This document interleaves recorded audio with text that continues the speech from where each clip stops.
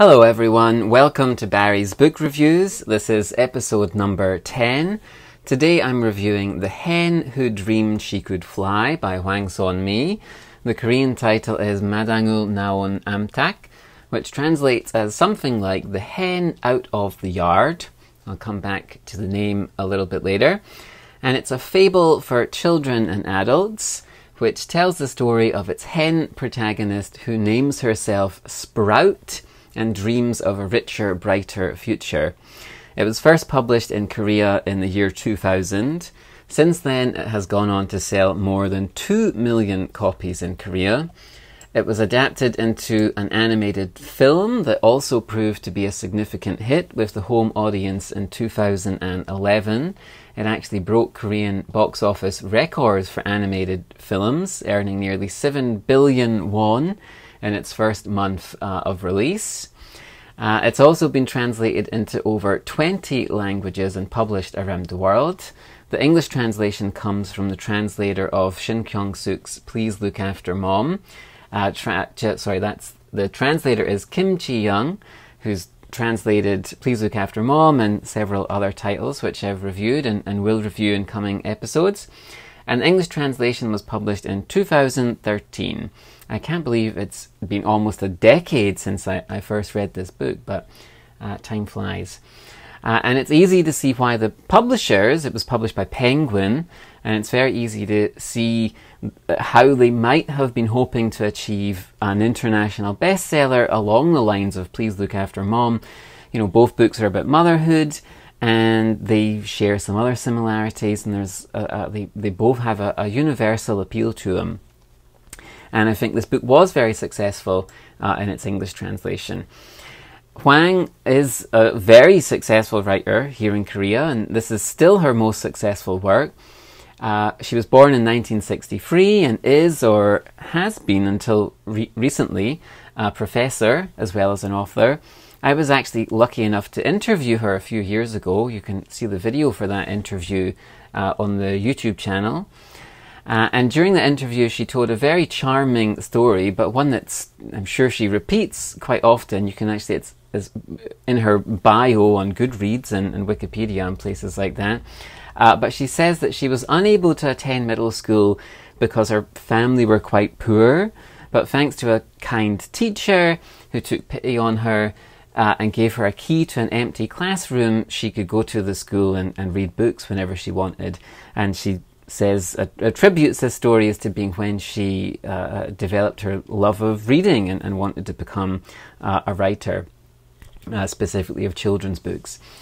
She enrolled in high school by taking the certificate examination, graduated from the creative writing departments at Seoul Institute of the Arts, and then Gwangju University, and then later from graduate school from Chungang University.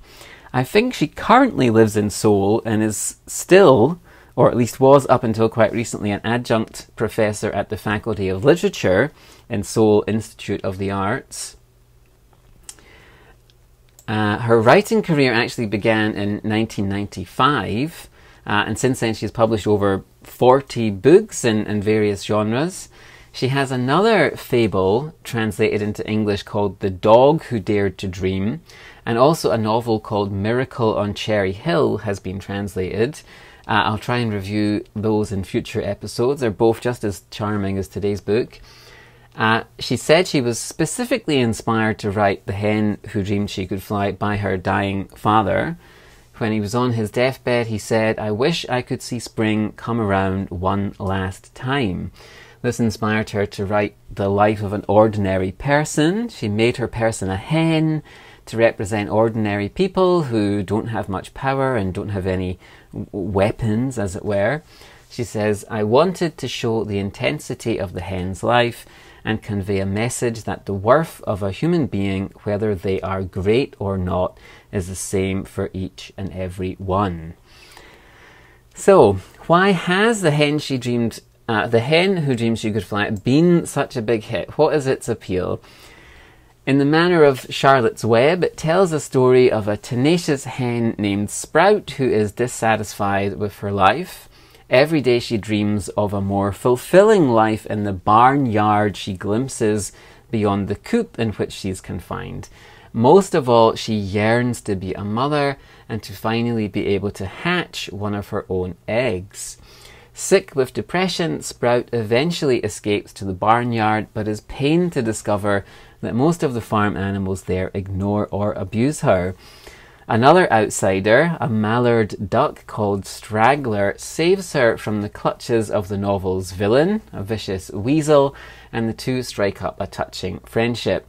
Through a series of tragedies, Sprout eventually realizes her dream of becoming a mother. From there, the book explores such themes as the unique joys and agonies of parenthood, what it means to be free, the nature of individuality, and the nature-nurture divide. Immeasurably moving, The Hen Who Dreamed She Could Fly is ultimately a hymn to motherhood. Sprout is a wonderfully charming and tenacious heroine, and her story is told with such spare, simple, yet evocative elegance that I'm sure it would be hard for all but the most cynical of readers not to be moved. The translation itself is similarly clean, simple and effective, with imagery and symbols shining through. The text itself is further complemented by beautiful line drawings from Japanese artist Nomoko. The Hen Who Dreamed She Could Fly fully deserves a wider international audience and to be mentioned alongside classics like Charlotte's Web and even The Ugly Duckling. Just one final note before I wrap up. There's an interesting translation difference between the Korean original and the English version. So the name of the main character is different in the two versions of the book. The original Korean title for the book is 마당을나온암탉, which can be translated as something like The Hen into the Wild. The English title becomes A Hen Who Dreamed She Could Fly. The main character in the Korean version is called Leafy or ipsak, ip meaning leaf and sak meaning sprout. But in the English version, the character is just called Sprout. And then the Korean movie takes the name of A Hen into the Wild, 마당을나온암탉.